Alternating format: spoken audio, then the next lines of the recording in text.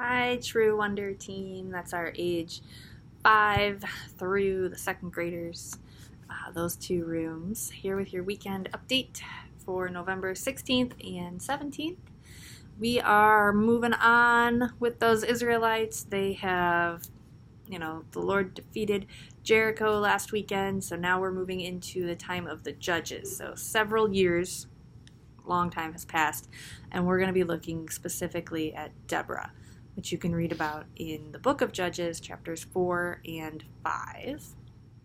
Our verse continues to be 1 John chapter 3, verse 1. See what great love the Father has lavished on us, that we should be called children of God. And our ponder point this weekend is God is merciful. All right, so when we look into the lesson, there's one verse in Judges chapter 5, verse 4. It says towards the end there, the clouds dropped water.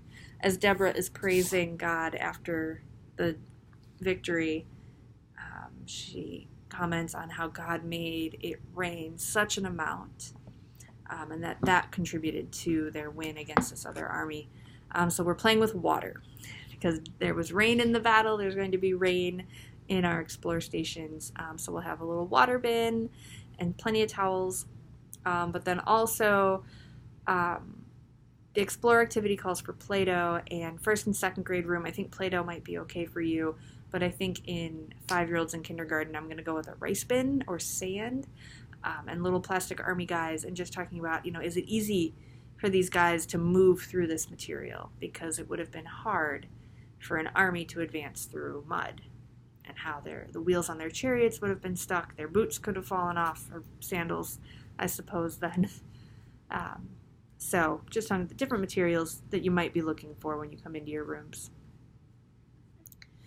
Okay, our what's it this weekend is a little squirt bottle, so that you can make it rain in your classrooms. This kind of rain, not this kind of rain, right? Although there are probably some kids who, when you say, I'm going to make it rain, are going to be like, oh, really? Where? But it's fun.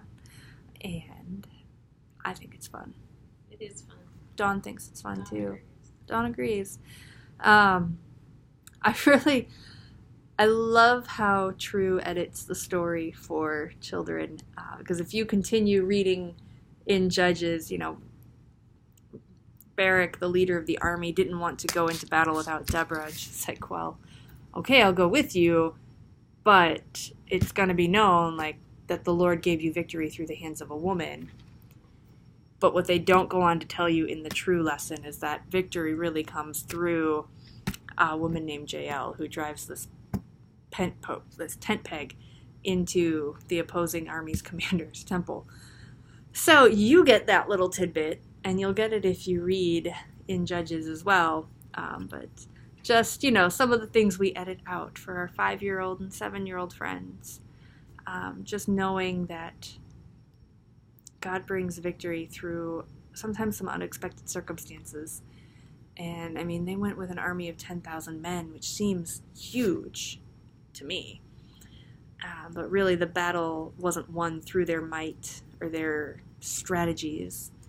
It was won through the Lord. And just, there are some battles that we face in our own lives as well, that there's nothing that we can do in our power that's going to get us through that. But we have to rely on God in that.